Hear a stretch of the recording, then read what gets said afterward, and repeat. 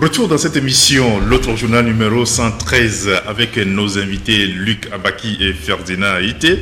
Nous allons discuter du dernier sujet que nous avons préparé. Et dans cette émission, il s'agit des innovations. À Lomé, nous avons nos startups aujourd'hui qui excellent, mais pas de soutien. Ferdinand. On assiste à une floraison de création. On a vu celui qui a créé Foufou Mix. Il a créé aussi un tracteur.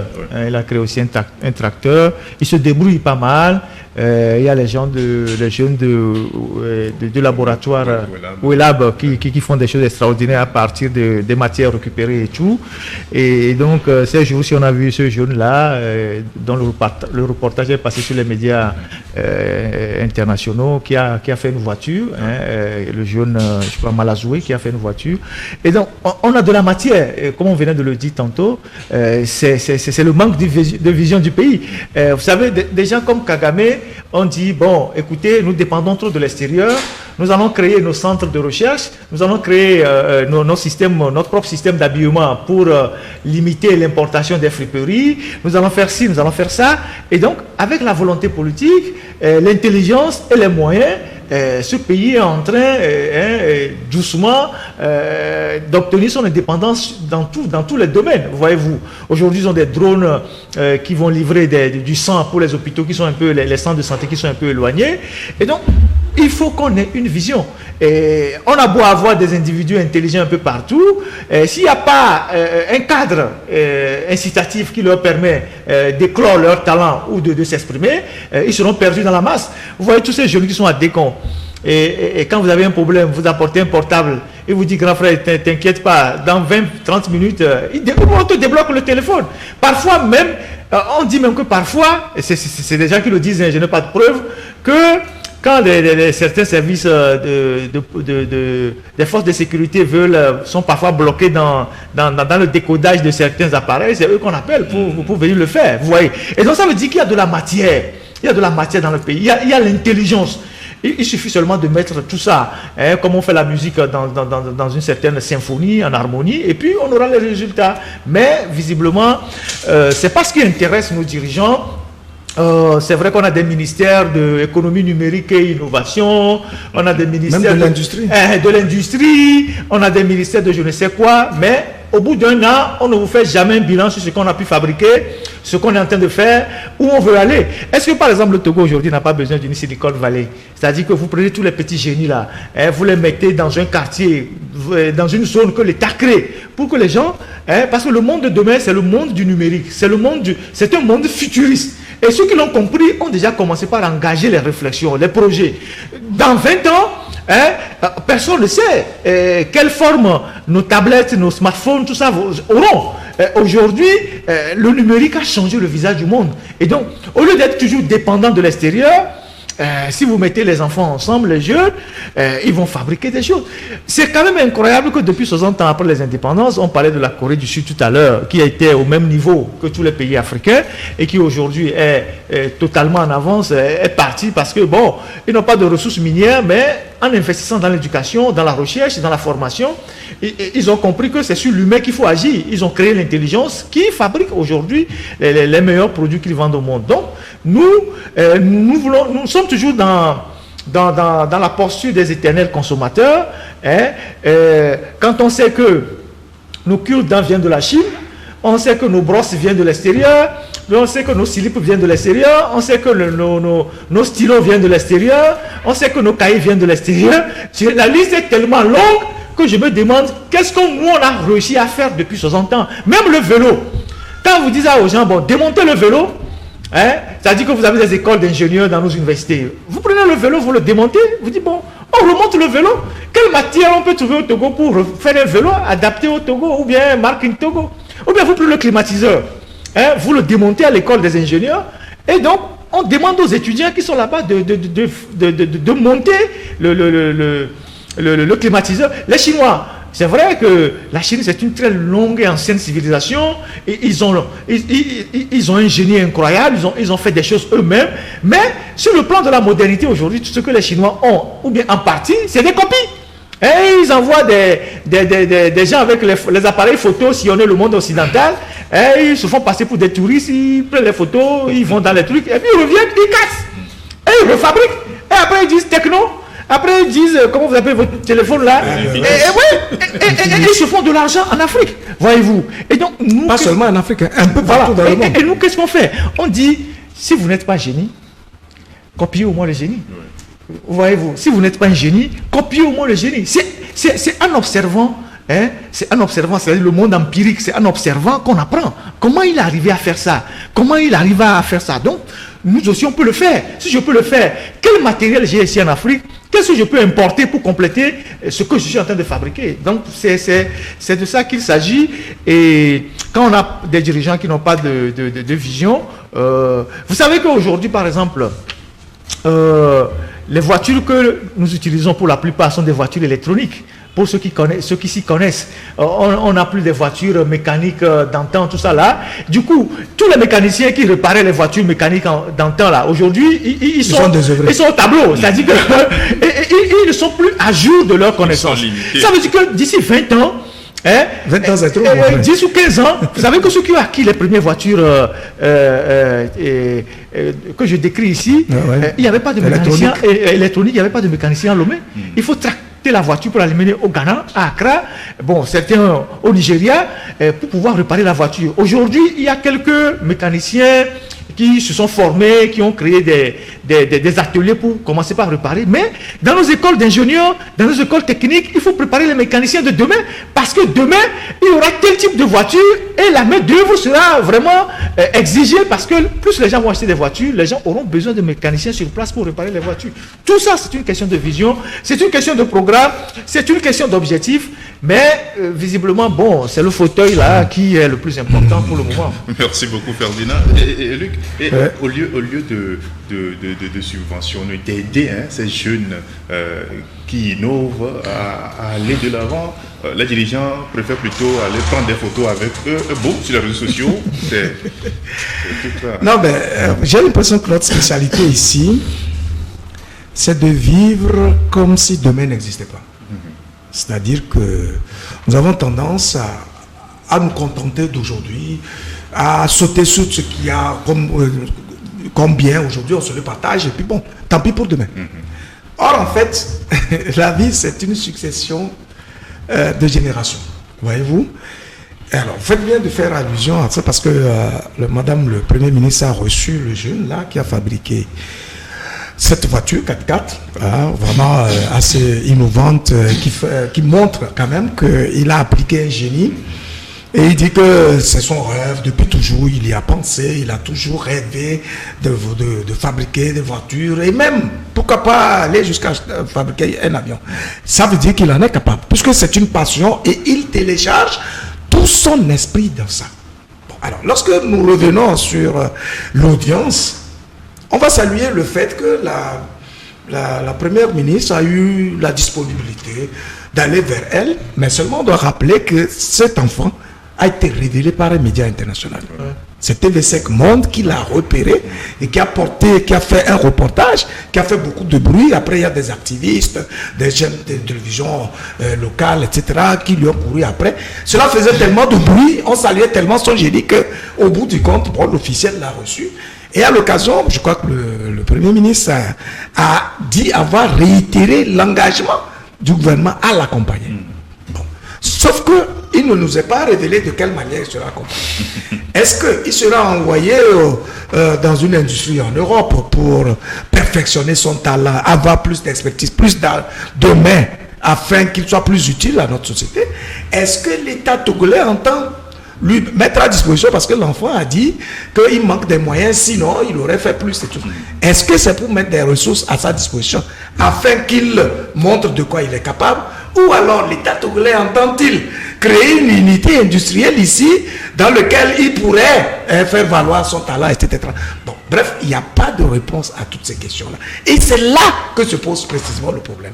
Parce que justement, la gouvernance d'État doit pouvoir envisager une organisation de la société qui permette au génie de s'affirmer. Il a parlé de Silicon Valley, il a parlé des unités, mais c'est ce qui se fait ailleurs. On prend le cas du Kenya, j'ai suivi un reportage, une émission où justement l'expert dont je parlais à l'instant a pris l'exemple du Kenya, où il dit, mais au Kenya, les dirigeants kenyans ont pris une disposition toute simple. Ils essaient de repérer ceux qui ont une certaine technicité, ceux qui voilà une prédisposition, ceux que, même que tu sois dans l'artisanat, dans le truc machin, ils ont créé un cadre où on essaie de les encadrer, on essaie de les orienter, on fait en sorte à labelliser leur création, de manière que leurs produits soient acceptés parce qu'ils répondent à des normes internationales. Et donc, lorsque vous voulez importer par exemple une voiture, s'il y a une voiture qui est fabriquée au Kenya, ça veut dire que dès lors que vous avez la vignette de la structure en question qui encadre, vous savez que c'est du sérieux. Donc, vous devez pouvoir l'acheter. C'est ainsi que si vous voulez importer des produits qui viennent de l'extérieur, il faut que ces produits-là passent par le canal en question, que les produits soient analysés et validés avec la même vignette, le même logo de la structure, de contrôle, d'analyse et tout, pour que le produit puisse être vendu sur le marché. Ça veut dire quoi? Il y a un encadrement. Il y a, comme il le dit, une vision, mais aussi il y a une méthode d'organisation de la société, d'émergence qui permet donc l'émergence des intelligences, des compétences, des aptitudes et qui révèle justement les génies sur lesquels l'État doit pouvoir s'appuyer pour créer sa richesse, pour innover, pour s'affirmer, pour se démontrer. Alors dites-moi aujourd'hui, au Togo, de quoi pouvons-nous nous vanter? Quel est le secteur dans lequel nous prospérons, où nous avons pu aider des génies à se révéler et qui peuvent faire la fierté de notre pays? À part que Adebayor, à un moment donné, a fait la gloire du football togolais et donc il a porté notre nom au plan international, etc. Aujourd'hui, il est à la retraite, on ne le magnifie pas, on ne le valorise pas, il va au Bénin, on l'intronise là-bas, et puis bon, ben, il est le patron du Dynamo, etc. Mais ici, il vit dans l'anonymat complet. Est-ce que vous voyez? Donc, c'est pour dire tout simplement que le gouvernant, ce n'est pas lui qui crée la force de l'État. Ce n'est pas lui qui fait de l'État la référence. C'est sa manière de gouverner. C'est l'écosystème, c'est l'environnement qu'il crée qui permet aux gens de se faire valoir, de se sentir fiers d'appartenir à un creuset commun, à un écosystème où ils ont envie de porter le nom du pays de façon plus élevé, chaque jour un peu plus, voyez-vous. Donc, c'est pour dire que le rôle du gouvernement, ce n'est pas de faire preuve d'un génie extraordinaire, c'est de créer les cadres législatifs, incitatifs, qui permet à chacun, lorsque tu es un artisan, tu fabriques des chaussures, de pouvoir accéder à des prêts, avoir le cadre de formation pour affiner ton expertise, ta capacité à faire, et puis de manière qu'on puisse labelliser ce que tu produis, de sorte que tu puisses l'exporter, non seulement le vendre à travers tout le territoire national, mais l'exporter aux besoins, voyez-vous. Donc c'est ça qui permet en fait à un État d'évoluer de façon progressive, de se construire, de se développer et d'aller de l'avant. Et c'est ça qu'on appelle la gouvernance d'État. Ce n'est pas autre chose que ça. Ce n'est pas lorsqu'on vote des lois pour empêcher les citoyens de parler, pour empêcher les citoyens d'exprimer leurs droits, pour empêcher les citoyens de convoiter certaines choses dans le pays qu'on dit qu'on gouverne. Non, c'est en faisant en sorte à révéler les talents et à mettre en confiance tous les citoyens, de manière que chacun sache qu'il a un apport déterminant dans le processus de construction de la nation. Parce que justement, la richesse du pays, en premier lieu, ce sont les êtres humains. C'est eux qui animent la dynamique de l'évolution. Mais dites-nous, pourquoi nos États, malgré les ressources minières, malgré les pétroles qu'on voit par ici, malgré les gaz, malgré tout ce qu'on découvre comme potentielle richesse, ressources naturelles et tout ça, ne se développe pas? Justement parce que ce sont les êtres humains en fait qui doivent valoriser cela. Lorsqu'on découvre du pétrole quelque part dans un pays, c'est vrai, les dirigeants commencent à s'agiter et tout ça, mais c'est la principale source des guerres dans nos régions. Est-ce que vous avez constaté ça? Quand on voit qu'il y a une richesse quelque part, il y a une telle convoitise que les gens commencent à se tirailler et puis les gens prennent des armes. Or, ce sont en fait les êtres humains qui devraient pouvoir valoriser cela. j'ai toujours dit que les minéraux n'ont jamais été une ressource. Supposons que le blanc n'avait pas créé d'industrie. Supposons qu'il n'avait pas d'industrie.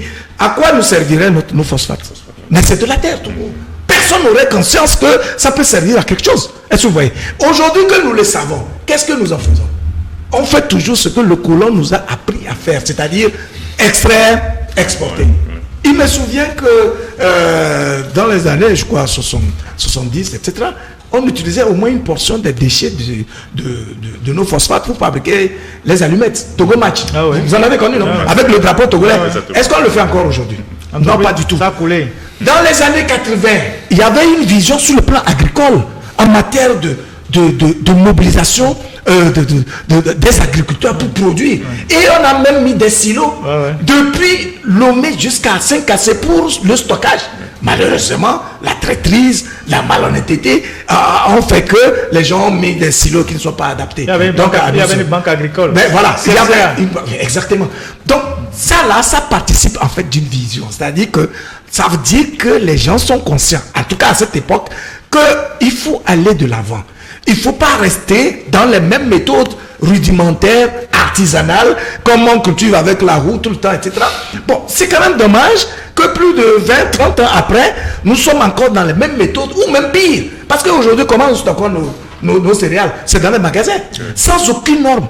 Donc, ça veut dire que nos produits, on ne peut pas les exporter hors du Togo. Et voyez-vous, il n'y a pas un travail sérieux, rigoureux, scientifique qui permette d'évoluer. On ne peut pas faire les mêmes choses tout le temps sans changer de méthode, sans industrialiser, sans mécaniser, sans moderniser. Ça veut dire qu'on n'évolue pas. Il va falloir qu'on commence à aspirer, à évoluer. Je peux vous dire que les dirigeants n'ont même pas besoin d'efforts. À partir de l'instant, ils vont s'inscrire dans cette dynamique-là. C'est la population elle-même qui va les porter dans le fauteuil. Ce n'est même pas la peine de se battre pour le fauteuil, parce que de fait, à partir de l'instant où les citoyens se retrouvent en leurs dirigeants et ils voient qu'ils sont là pour eux, pour la population, et non pour eux-mêmes, vous allez voir que les dirigeants n'ont pas d'efforts à fournir. Ce sont les populations qui vont décider de qui va rester là-bas. Et puis bon, il n'y a pas de match, quoi, en fait. Vous voyez? Donc, Ferdinand, aujourd'hui, nous parlons du petit Malazoué. Hier, c'était les fabricants de pain à base de manioc. Oui, c'est-à-dire que tout ça, c'est la propagande, c'est la gouvernance folklorique. Sinon, il n'y a rien de sérieux. Je parlais tout à l'heure de celui qui a créé le Foufou Mix. Il a créé aussi des tracteurs. Vous pouvez pas avoir un Togolais qui a créé un tracteur et que vous débloquez des milliards pour aller importer des tracteurs de l'Inde et que les tracteurs de l'Inde en venant ne sont même pas adaptés à nos réalités. Il aurait juste suffi d'appeler cet inventeur-là, de lui dire, mais comment tu as fait de tester la solidité de son tracteur dans toutes les régions et de mettre de l'argent pour qu'il en fabrique plus pour l'industrie et pour l'agriculture locale. Au moins, vous mettez de l'argent. Vous permettez à un Togolais d'être riche et de fabriquer. Et vous l'aidez à breveter ça. Et Lucas dit quelque chose d'essentiel. Il dit, mais la richesse, ce ne sont pas les minerais. Cela est connu depuis la nuit des temps. Dans toutes les théories économiques, quand Jean Baudin disait, il n'y a pas de richesse que d'hommes sur la terre. C'est tout. Mais c'est une théorie économique qui n'a jamais failli.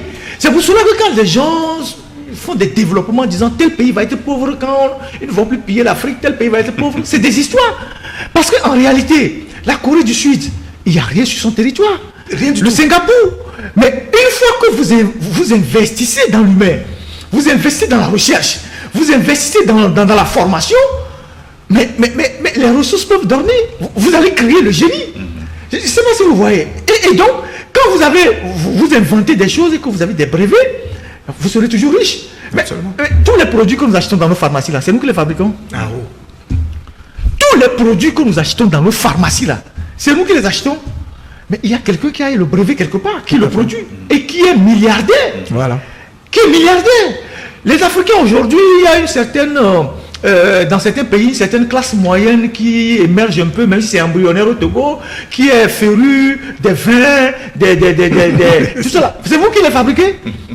Celui qui envoie des milliers de vins, de bouteilles de vin en Afrique, il a fait avec sa caisse. Vous lui donnez de l'argent.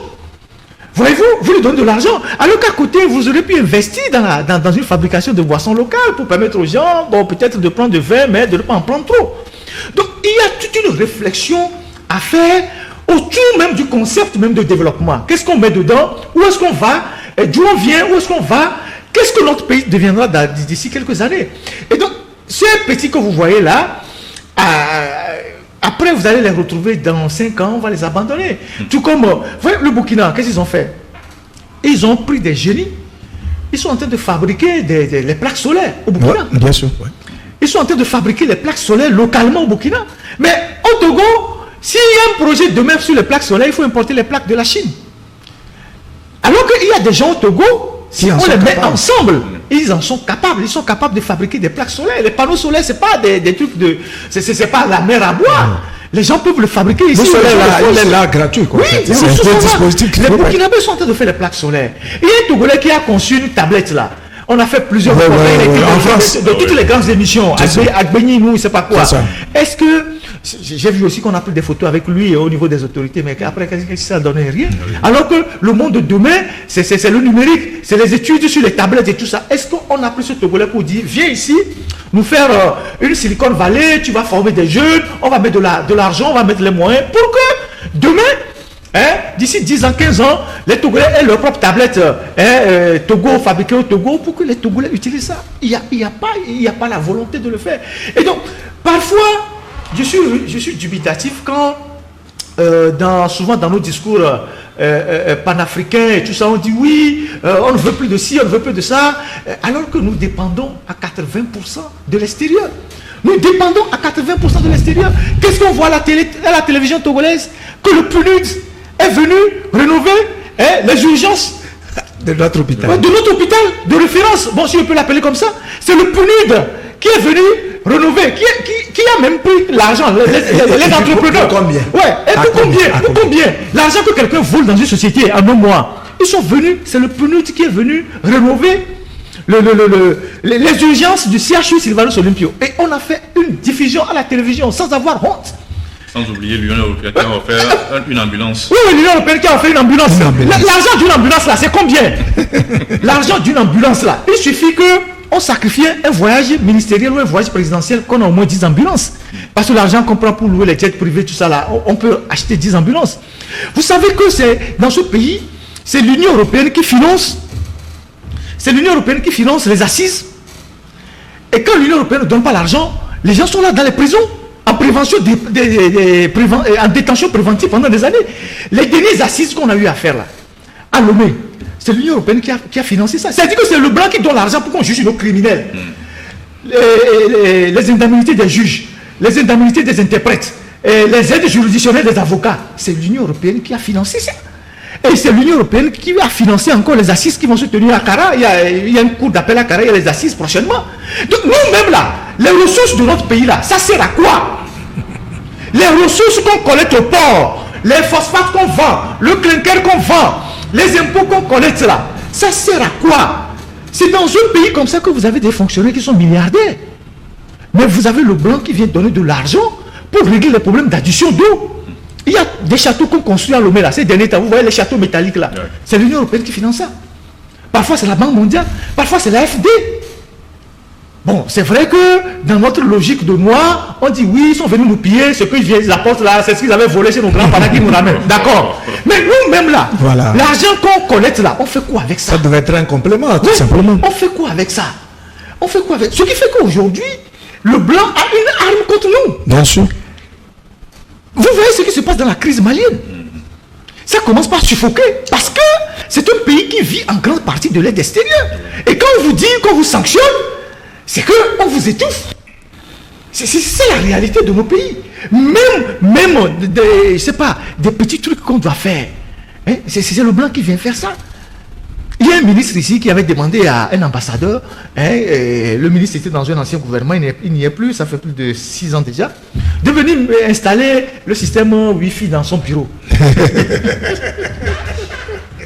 Pathétique. Il a fait une demande écrite à une ambassade d'installer dans son bureau l'Internet.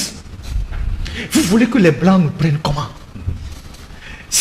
Alors que dans ce département-là, s'il y a 10 millions ou bien 5 millions, il va prendre ça. Alors que ce dispositif-là, ça peine 500 ou 600 000.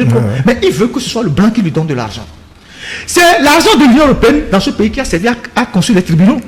On a même détourné une partie la cour d'appel.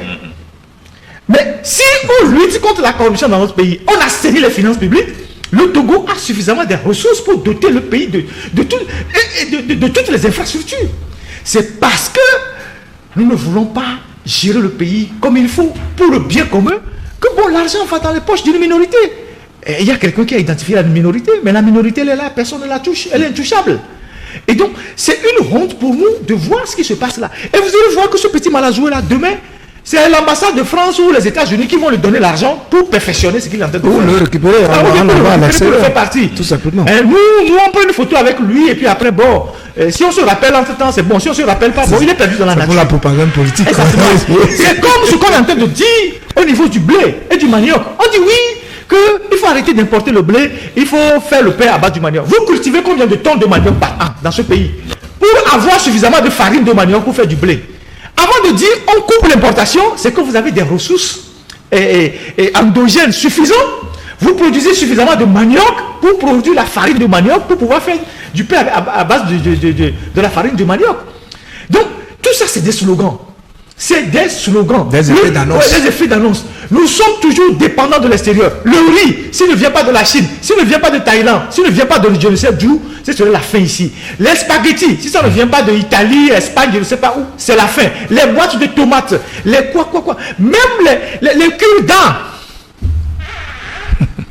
Même les cure-dents.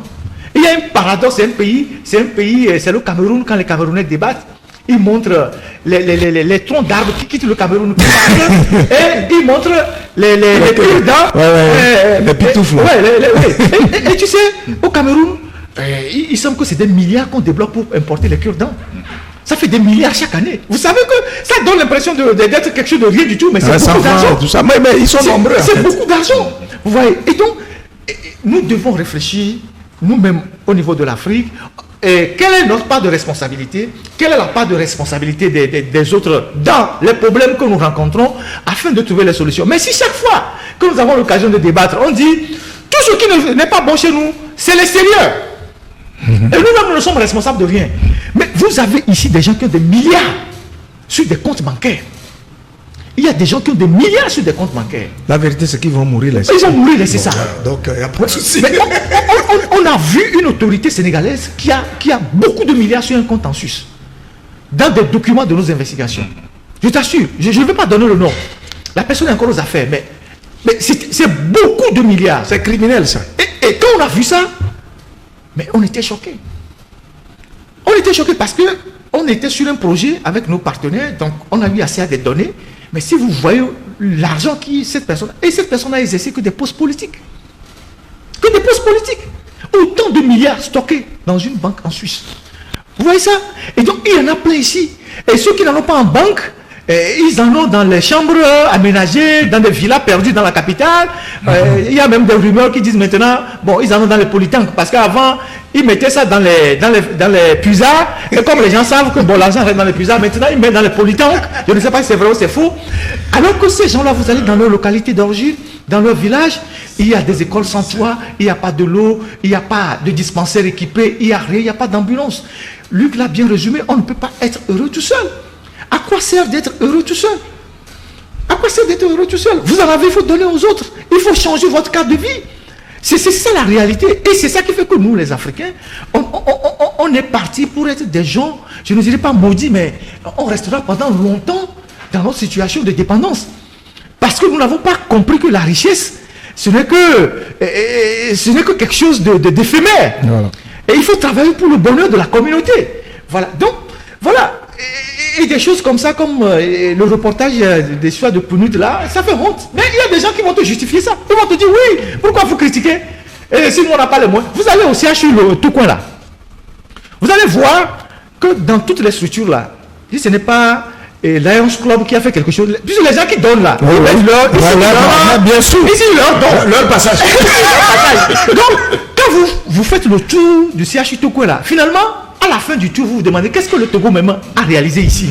Parce que vous voyez, Soros Timis Club, Sonta Club, Lions Club, tel ONG, ici, la dernière fois, il y a des étrangers qui sont venus créer un centre de cancer ou je ne sais pas quoi pour les enfants. Oui. Ouais, c'est ça. Donc, tous les jours, c'est ça qu'on montre à la télé. Nous-mêmes, là, on fait quoi? On fait quoi? Alors que la fortune d'un individu dans ce pays, si on saisit ça, on peut construire un hôpital de référence. Vraiment. Ouais, donc, Non, ce qui est dramatique, je termine rapidement, Oui. c'est qu'en fait, il parlait de réflexion. En réalité, la réflexion a été faite. Hein. Moi, j'ai appris par un expert que depuis 2009, on a même déjà une loi cadre sur l'industrialisation du Togo. Et cette loi n'a jamais été implémentée au point où la CEDEAO même a phagocyté pour créer une loi cadre de la CEDEAO pour l'industrialisation et tout ça. Vous comprenez? C'est pour dire qu'en termes de loi, en termes de réflexion, il y a des gens qui mènent la réflexion. Même l'autorité, même les officiels vont même te demander, mais écoute, il faut réfléchir à tel domaine, propose-moi telle chose. Tu vas proposer et ça ne va servir qu'au tiroir. Et donc, c'est-à-dire que parfois, ils ont quelques effluves de luminescence. Ils vont demander, ah oui, mais non, vraiment, il faut qu'on fasse quelque chose et tout ça. Vous allez vous mettre à réfléchir, à produire des documents bien réfléchis, bien fouillés, bien détaillés, très pertinents. Dès que vous fournissez le document, et puis c'est fini, on passe à autre chose. Et puis, on ne persévère jamais. J'ai vu des reportages ici où les gens sont allés même dans les fermes où ils ont dit, ah oui, désormais on va produire du manioc pour faire des choses et tout ça. La télévision nationale s'est mobilisée et pour aller couvrir et tout. Et puis après, rien. Donc c'est comme ça, c'est les effets d'annonce. On initie des choses, on ne met pas les moyens pour faire. Mais avant, on avait des industries ici, non? On avait le textile, les trucs de... Tout ça là, l'usine d'égrenage de coton et tout. La sorade, voilà. tout ça là. Tout est fini, tout est parti. Pourquoi? Et aujourd'hui, on navigue à vue. Il n'y a aucune perspective, en tout cas à notre connaissance, qui nous montre que les Togolais ont quelque chose qui peut donner la perspective d'un avenir. Toutes les entreprises ici, les unités de production, ce sont des unités étrangères. Ce sont des Indiens, de l'Usimont, c'est les Indiens, c'est les trucs qui sont là. Mais les Togolais, le génie togolais, il est où? Pourquoi on ne travaille pas pour le promouvoir? Pourquoi on ne se rend pas compte que la seule richesse dont nous disposons, c'est d'abord l'être humain. C'est l'être humain qui fait face à la vie, qui fait face à son environnement et qui a la vocation d'impacter son environnement par son génie, sa réflexion, ses facultés. Et donc, je ne comprends pas. Parfois, supposons même que vous êtes dans la bourse, vous êtes le premier individu qui est descendu de la bourse, il n'y a personne. À partir de ce moment-là, vous commencez à comprendre que vous avez un travail à faire si vous voulez vous maintenir en vie. Et donc, lorsque vous avez l'avantage d'être déjà 10, 20, 100, 1000, ça veut dire que votre enjeu de savoir, c'est de savoir vous organiser. C'est de savoir capitaliser ou mutualiser vos compétences, vos atouts, vos particularités pour pouvoir construire quelque chose de grand. Mais j'observe dans le documentaire animalier que les animaux, par moment, font preuve de plus de génie, plus de solidarité, plus de complémentarité pour lutter contre l'adversité.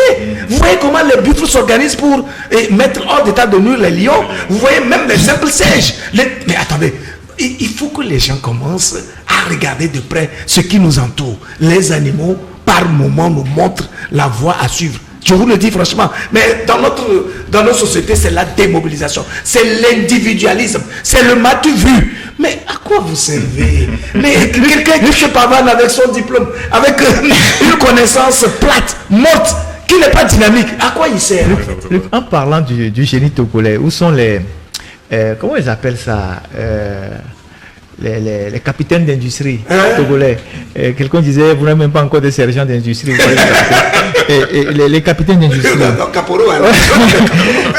C'est parce que on ne veut pas que les Togolais s'épanouissent. Si on veut que les Togolais s'épanouissent, on sait que les Togolais ont de génie. Un pays où vous avez une culture de l'anabens depuis des années, vous avez des gens qui ont créé des trucs depuis des années. Les Togolais ne peuvent pas... Le mythe, il y avait même autour des ananas. Voilà. Et si vous observez très bien ce qui se passe dans notre pays, et je sais que beaucoup de gens ne voient pas ça. Plus il y aura des soucis dans le Sahel, plus il y aura des soucis dans le Sahel, plus les opérateurs économiques du Sahel vont s'installer sur la côte. Absolument, oui, c'est sûr. Parce que leurs investissements là-bas seront menacés. Qu'est-ce que vous voyez aujourd'hui au Togo? Vous voyez ceux qui s'installent au Togo, en réalité, viennent du Sahel. Et ils viennent même avec leur banque. Ils viennent avec leur banque. Tout à fait. Et le Togolais est là. Je donne un exemple. Parce qu'on est tous focalisés parfois sur l'Occident, on oublie même parfois l'interdépendance entre les pays africains. Vous prenez le système banquier sur la place ici au Togo. Vous voyez que ce système banquier est dominé par les Marocains. Si vous prenez toutes les banques, vous avez 80% des banques qui sont tenues par les Marocains. Je peux vous les citer facilement. C'est ça. Vous avez l'ancienne BIA, vous avez Bank of Africa, vous avez Banque Atlantique. Banque Atlantique, oui. Banque Atlantique. Vous avez, il y a une autre banque aussi où il y a les Marocains, je me souviens tout à l'heure. Vous avez maintenant EDM, la banque malienne qui s'est installée sur le boulevard depuis quelques semaines, est une banque détenue majoritairement par les Marocains au Mali. Vous voyez, et ces mêmes Marocains, ils ont les assurances, ils ont la télécommunication. Vous voyez, et donc, il y a ces réalités, c'est des chiffres à l'appui. Et vous voyez ce qui se passe.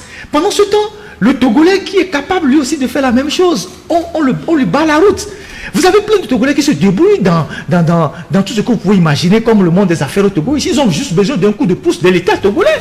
Quand est-ce que, par exemple, le Togolais aussi peut aller installer une banque au Burkina Faso, installer une banque au Sénégal, au Mali? Ecobank est là. On sait que c'est un Togolais qui l'a fait, mais bon, les Togolais ne sont pas majoritaires dedans. Voyez-vous. Et donc, si vous prenez le secteur minier, c'est la même chose que vous remarquez. Vous avez les Indiens, vous avez des Israéliens, tout le système est pris. Pendant ce temps, vous avez les Chinois qui sont là, qui sont rentrés dans toutes qui ont pris des actions au port, à l'aéroport, un peu partout. Finalement, le Togolais là, il sert à quoi? Il sert par exemple à quoi? Il sert à faire du zémidjan, en sachant que bon, en faisant du zémidjan, la plupart risquent de se retrouver à la traumatologie avec des pieds en l'air. Donc vous avez toute une vie qui est bousillée, ou soit vous finissez fatigué, parce qu'à force de prendre du tramadol et je ne sais quoi, vous bousillez tout votre organisme, vous bousillez votre cerveau, ou ils finissent petits travailleurs dans les industries de la zone franche où on les maltraite et tout. Donc les dirigeants ne peuvent pas réduire les citoyens de leur pays à ce niveau-là. Et donc, aujourd'hui, vous ne pouvez pas dire fièrement ou avec fierté que nous avons tel opérateur économique qui a réussi dans tel domaine, on peut le citer comme une référence. Vous avez tel qui a réussi dans tel domaine, on peut le citer comme référence. Il n'y en a pas. Tous ceux qui sont dans le monde des affaires aujourd'hui sont des débrouillards avec des découvertes dans les banques. Donc, vous ne pouvez pas stimuler une économie nationale si vous dépossédez les nationaux des leviers de l'économie au profit des étrangers. Et quand on parle d'étrangers, ce n'est pas seulement les gens de l'Occident ou d'ailleurs, mais même les gens de la sous-région qui sont plus puissants que nous dans notre propre pays, qui décident parfois de ce qu'on doit manger ou ce qu'on ne doit pas manger. Parce que quand vous fouillez certains grands importateurs aujourd'hui, c'est des gens qui sont venus du Sahel, qui importent même ce que nous mangeons. Il y a fondamentalement un souci. Donc, vous voyez, donc, on n'a même pas de sergent d'industrie pour avoir des capitaines d'industrie. Mais si vous allez à côté, au Ghana, au Bénin, dans les autres pays, il y a forcément des nationaux qui se détachent. On sait que dans tel domaine, c'est tel qui maîtrise, dans tel domaine, c'est tel qui maîtrise. Et quand vous créez la richesse comme ça dans le pays, l'argent circule et les gens sont tranquilles. Et puis ça résout le problème du chômage. Exactement. Et vous savez l'État peut absorber combien d'individus. Et c'est pour des raisons politiques que vous savez qu'au Togo, on ne veut pas l'émergence d'une classe moyenne. C'est-à-dire que c'est le Togo que quand vous étudiez la société à travers les différentes stratifications, vous voyez que il n'y a que les extrêmes. Il y a la minorité, encore que la minorité elle est plurielle, et il y a la majorité qui est au bas de l'échelle, qui croupit dans la misère. Mais quand vous allez dans des pays comme le Ghana, vous voyez clairement une classe moyenne qui est là. Et donc, ça booste la consommation.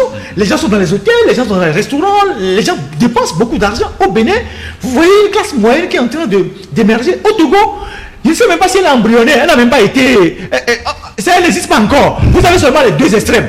C'est-à-dire, ceux qui sont riches, et ceux qui sont riches, parfois leur richesse est malhonnête. Excusez-moi de le dire comme ça. Mais ils n'osent pas dépenser à l'intérieur du pays. Ils sont cloîtrés dans leur zone de confort. Vous ne les verrez pas souvent dans les restaurants, tout ça, à moins qu'ils vont dans des restaurants discrets. Vous ne les verrez pas consommer. Ils sortent pour aller consommer ailleurs. Vous voyez ça? Et c'est la richesse qui s'en va. Voilà, c'est la richesse qui s'en va. Or, la classe moyenne, parce qu'elle a obtenu l'argent de façon orthodoxe et honnête, elle dépense. Le week-end, on sort avec la famille, il y a une voiture, on sort, on va, on paye à manger, on reste dans les hôtels, après on rentre à la maison. Par exemple, à Accra, au Ghana, comme le Ghana, ça pousse, ça bouge. Il y a les hôtels qui font une promotion au Ghana où, bon, le week-end, 30% de réduction. Les familles vont dormir dans l'hôtel. Et le dimanche, chacun rentre à la maison. Les gens partent vendredi, dimanche, parce qu'il y a de l'argent. Et quand il y a de l'argent, il faut le dépenser. Mais au Togo, il y a les deux extrêmes. Il y a la minorité. C'est la frustration. Voilà. Il y a la minorité.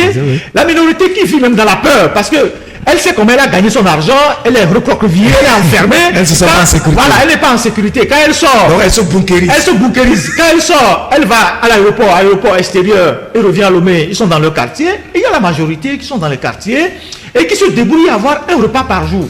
Dans un pays comme ça, vous ne pouvez pas créer de la richesse. Le pays ne peut pas se développer. Mais pour ne pas couper, j'étais avec un ami récemment qui a eu une promotion dans l'administration publique. Il m'a dit, mais Luc, tu sais, je te dis franchement, l'administration publique togolaise est faite pour encourager la corruption. Je dis, ah bon, pourquoi? Je dis, ben écoute, moi je suis nommé à un poste de responsabilité, mais l'indemnité que j'ai, c'est 10 000 francs. C'est-à-dire mon salaire va varier d'à peine 10 000. Mais comment, à partir de l'instant où je n'aurai plus de sommeil, j'ai des responsabilités, je dois travailler, etc., on ne se dit même pas, je dois aller au boulot le dimanche, c'est tout et tout, on ne calcule même pas tout ça. Et ce qu'on m'ajoute, c'est à peine 10 à 15 000 francs. Mais dans ces conditions-là, si vous êtes à un poste de responsabilité où l'argent passe devant vous, pourquoi vous n'allez pas, vous avez un pouvoir de décision?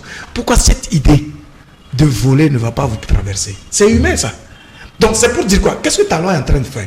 Pour changer la structure, la vie de la société béninoise, il a majoré les salaires. Ouais. Il a décidé de donner à l'administration publique des salaires conséquents. Du coup, il lutte contre la corruption. Exactement. Si vous vous rendez coupable d'une corruption, on vous punit, on vous licencie. Pourquoi? Parce que l'État a fait le sacrifice qu'il faut pour vous donner les moyens requis vous permettant de vivre décemment. Donc à partir de ce moment-là, vous n'allez plus poser le problème de... Voilà, vous ne pouvez plus justifier une certaine corruption, en tout cas des actes délictueux au sein de l'administration. Voilà des actes concrets qui montrent qu'on veut régler des problèmes endémiques qui affaiblissent l'économie et qui empêchent l'État de décoller. Mais s'il n'y a pas des actions décisives de cette nature, je suis désolé, on va toujours parler, mais il n'y aura rien. Au contraire, la société va reculer. C'est une évidence à mon sens. Voilà, ici nous questionnons le génie du Togolais. Le Togolais sert à quoi? Peut-être le Togolais, il sert à aller applaudir. Par exemple, à Malabo, la semaine dernière, où nous avons vu les Togolais applaudir les officiels qui ont fait le déplacement, on a attendu Fonia Simbe à Malabo, puisque c'est lui le chantre de la lutte contre le terrorisme et autres là, on ne l'a pas vu. Ah, je ne sais pas s'il est allé ou pas, mais j'ai vu quand même sur Twitter ces gens qui applaudissaient. Ils étaient alignés, bon, vous savez, de temps en temps, ces gens de rencontres-là, il y a quelques billets qui tombent. On a vu en Côte d'Ivoire. C'est vrai que c'est au temps de Yadema que c'était vraiment une pratique connue. Avec Ford, on ne savait pas trop, mais plus il dure au pouvoir, je pense qu'il a commencé à avoir le même réflexe que le père. En Côte d'Ivoire, la dernière fois, ils ont donné de l'argent, ça s'est terminé en coup de poing. C'était devenu un truc de Bruce Lee de Wang Yu entre les Togolais là-bas. Et j'ai appris que les gens ont eu quoi je sais pas, ils étaient combien pour combien de millions finalement? Si on fait la distribution, les gens avaient 2000 ou quelque chose comme ça. 2000 en Côte d'Ivoire, ce n'est même pas 200 francs. Donc on a vu ces gars-là qui étaient en train d'applaudir là à Malabo. Bon, vous savez, ça c'est le folklore. Le folklore. Mais bon, le sujet à Malabo, c'était le terrorisme et les changements constitutionnel. Et il y a le secrétaire général de, je ne sais pas si c'est comme ça qu'on l'appelle encore, de l'OUA, qui a été très incisif sur les modifications constitutionnelles qui entraînent les coups d'État. Je ne sais pas si beaucoup de chefs d'État vont apprécier son franc-parler, parce que bon, il n'est que fonctionnaire. Et donc, c'est vrai que c'est un sujet assez intéressant. Mais bon, on n'a pas senti l'engagement des chefs d'État. Comme cela devait être, parce que ça les concerne tous, sinon presque. À quelques exceptions près, tous sont restés au pouvoir par des modifications, même dans certains pays, il n'y a même plus de limitation de mandat. Donc c'était un sujet qui ne devait pas susciter autant d'intérêt auprès de ces chefs d'État. Peut-être de la société civile, mais les chefs d'État, là, les gens vont dire, bon, il faut faire vite, on va partir. Parce que le sujet, là, ça me dérange. Donc, finissez vite le sommet, on va partir. Terrorisme, oui, parce que là, ça leur permet d'être au devant de l'actualité, de gagner un peu la sympathie des partenaires, de piquer un peu d'argent de gauche à droite. Bon, là, ils peuvent bomber le torse. Mais changement constitutionnel, donc là, ce n'est pas un débat qu'il faut mener là-bas. Donc, on a vu comment ça s'est passé, mais bon. Le problème de l'Afrique, c'est ça. Quelqu'un disait sur Internet que qu'est-ce que la démocratie a apporté à l'Afrique? Et les gens répondent en disant, mais avez-vous une fois expérimenté réellement la démocratie? Voilà. Pour vous poser la question de savoir qu'est-ce que la démocratie a apporté à l'Afrique. Mais on sait ce que la dictature a apporté à l'Afrique. Parce que là, on y est dedans. On sait ce que la dictature a apporté à l'Afrique. Puisque tous nos pays ont traversé la dictature. On sait ce que la dictature a apporté à l'Afrique. Donc, ce n'est pas des choses qu'il faut lancer comme ça en l'air. La démocratie, est-ce que vous l'avez pratiquée pleinement, avec toutes les institutions qui fonctionnent normalement? Une institution peut décider de bloquer un chef d'État, comme on voit par exemple au Kenya. Le président voulait modifier la constitution. C'est au Kenya, non? La Cour constitutionnelle, la Cour suprême au Kenya a dit non. Ah oui, bien sûr. Sans que le président ne fasse quoi que ce soit au président de la Cour suprême ou les juges ça veut dire qu'il y a des institutions qui fonctionnent. C'est ça un pays où il y a des institutions fortes et non des hommes forts. On peut dire à quelques exceptions près que au moins, on a une démocratie qui fonctionne. Elle n'est pas parfaite. Mais dans les autres pays, est-ce qu'il y a la démocratie? Dans les autres pays, est-ce qu'il n'y a jamais eu des élections transparentes? Dans les autres pays, est-ce qu'il n'y a jamais eu des institutions fortes qui contrebalancent le pouvoir pour que les gens ne se sentent pas trop forts? Ça n'a jamais été une réalité en Afrique. Donc, vous ne pouvez jamais dire que la démocratie n'a rien apporté à l'Afrique. De toutes les façons, la démocratie, aujourd'hui, c'est plus ou moins l'un des systèmes, même s'il n'est pas parfait, qui permet à chaque citoyen de s'exprimer, de dire ce qu'il pense et de pouvoir éclore aussi ses ambitions. Mais si vous ne voulez pas la démocratie, choisissez la dictature. On y est dedans depuis des années. Donc, il y a un débat aujourd'hui en Afrique à faire pour savoir où est-ce qu'on va politiquement. Quel est le système le mieux adapté? Parce que même la démocratie, c'est un apprentissage. On ne peut pas se lever du jour au lendemain et avoir une démocratie parfaite en Afrique. On va commencer petit à petit, on va améliorer les institutions au fur et à mesure, on va tirer des leçons de nos chutes et de nos obstacles afin de parfaire un modèle pour notre société. Mais si ça aussi nous ne le voulons pas, alors restons dans la dictature. Au moins la dictature, c'est que c'est une seule personne qui gère et il n'y a pas de liberté. Donc, voilà. Oui, en fait, moi je crois que tous ces concepts-là, c'est juste des vues de l'esprit. Oui, mais tout dépend du regard que le dirigeant porte sur le pouvoir. Comment le conçoit-il? Comment conçoit-il sa mission? S'il est conscient qu'il est là par la volonté du peuple, et qu'il doit travailler rien que pour le peuple, il comprend qu'il doit épanouir le peuple lui-même. C'est tout, c'est très simple. Et donc, quand il est dans cette disposition-là, il promeut très clairement les valeurs démocratiques, sans effort, parce qu'il sait que c'est avec les citoyens épanouis qu'on peut épanouir un pays. Et donc, c'est très clair, et qu'on peut créer la richesse, qu'on peut avoir des ambitions pour le pays, qu'on peut porter le nom du pays à une échelle plus élargie. Mais tant que le dirigeant lui-même va développer un appétit vorace, exceptionnel, et va penser que le pouvoir, c'est un don de Dieu, c'est un héritage naturel de Dieu, et que sans lui, la vie risque de s'arrêter, la vie de toute nation, de toute une nation, va s'arrêter, je peux vous dire qu'il va multiplier des artifices, des subterfuges, des manèges, en tout cas tout ce qu'il y a d'incongru, de maladroit, de non orthodoxe, pour pouvoir se donner une marge plus grande. Mais ça, c'est un problème plutôt psychologique, parce que à partir de l'instant où vous multipliez des actions qui ne sont pas des valeurs, mais des vices qui sont connus de tout le monde, parce que vous voulez vous attacher à quelque chose d'éphémère, ceux qui ont de la connaissance, en tout cas ceux qui ont le sens de l'observation, savent que vous êtes limité. Parce que lorsque vous avez une confiance en vous, lorsque vous savez que vous êtes sûr de l'énergie, de votre compétence, de votre capacité à impacter l'esprit des autres par votre discours, par des actions innovantes, etc., vous n'avez pas besoin de vous battre pour votre fauteuil. Pas du tout, parce que le fauteuil, vous l'acquérez de lui-même, et donc vous avez même des inconditionnels qui vont travailler pour que vous ayez votre fauteuil tranquillement. Encore que le fauteuil même ne va pas vous intéresser. Parce que vous savez que c'est un tremplin qui vous permet, vous, de vous révéler à votre peuple, de montrer au peuple que vous méritez d'aller là-bas, d'être là-bas et donc d'agir dans le devenir. Les citoyens, quel est leur intérêt dans une gouvernance d'État si ce n'est d'accéder à l'éducation, à la santé, aux conditions minimales qui leur permettent de faire valoir leur intelligence, leur savoir-faire et donc de vivre de cela. C'est rien que ça. Sinon pour le reste, mais attends, combien de citoyens sur des millions veulent un fauteuil présidentiel, veulent un poste de ministre, veulent un poste de directeur? Il n'y en a pas beaucoup. Les gens veulent juste un écosystème où ils peuvent se faire valoir, ils peuvent entreprendre, ils peuvent bénéficier des prêts bancaires qu'ils vont rembourser.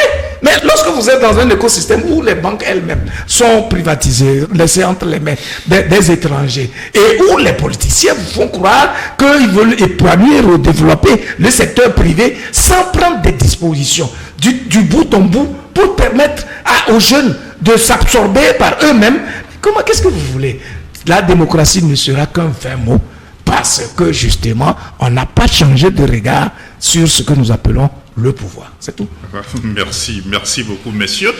Voilà, nous sommes presque arrivés à la fin de cette émission. Oui, Ferdinand, un mot pour... Non, l'essentiel est dit. Nous remercions tous ceux qui ont l'habitude de nous suivre et de vous encourager, et on leur souhaite une très bonne semaine. Voilà, Luc. Moi, juste dire que, est-ce que vous savez, tous les noms que nous citons aujourd'hui dans l'histoire, est-ce que il y a combien d'hommes politiques?